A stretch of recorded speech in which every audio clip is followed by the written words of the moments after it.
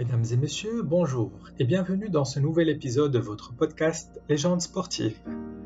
Aujourd'hui, je vais vous parler du coureur cycliste Feu Mohamed El Ghosh, un des sportifs qui ont porté très haut le drapeau du Maroc.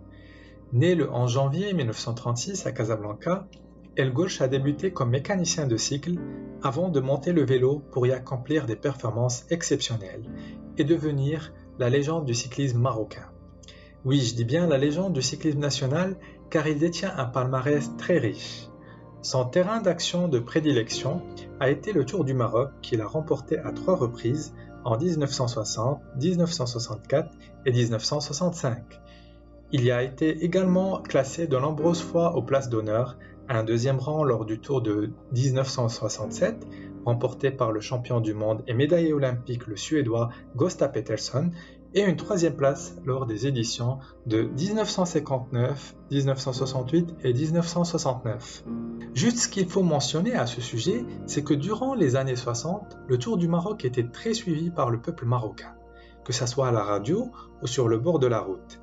Et le très grand public de vélo n'avait des yeux que pour Mohamed El Ghosh et pour ses performances. Bien sûr, n'oublions pas qu'il a été accompagné d'une équipe de très bons rouleurs, à l'instar des Abdellah Kaddour, Gandol Al-Ashab et Abdelrahman Faraq, qui lui aussi avait remporté le Tour en 1969. La légende El Ghosh reste à ce jour le meilleur performeur du Tour du Maroc devant l'Espagnol Mariano Cañardo qui a remporté les 2 premières éditions en 1937 et 1938.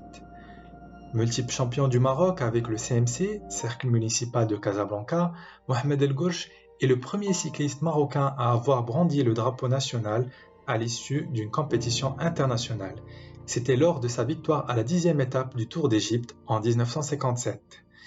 Notre champion s'est également illustré dans différentes compétitions internationales en remportant des courses au Tour de Tunisie, au championnat du monde amateur, sans oublier un 7e rang aux Jeux méditerranéens de 1959 et une 2e place qu'il a assurée au Paris-Mantes cycliste en 1967. Feu El Ghosh a également participé à plusieurs éditions de la course de la paix et du Tour de l'avenir dans les années 60. Après avoir pris sa retraite sportive, il a lancé une société de transport de marchandises dans sa ville natale Casablanca. En 2015, Mohamed El Ghosh est décédé dans cette même ville à l'âge de 79 ans. Adulé par les Marocains, le défunt était un exemple pour tous les cyclistes nationaux. Il était connu pour sa ténacité, son humanité mais surtout son humilité.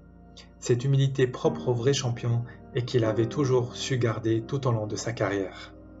Chers auditeurs et auditrices, c'est la fin de notre podcast. Je vous donne rendez-vous bientôt pour un prochain épisode. Portez-vous bien.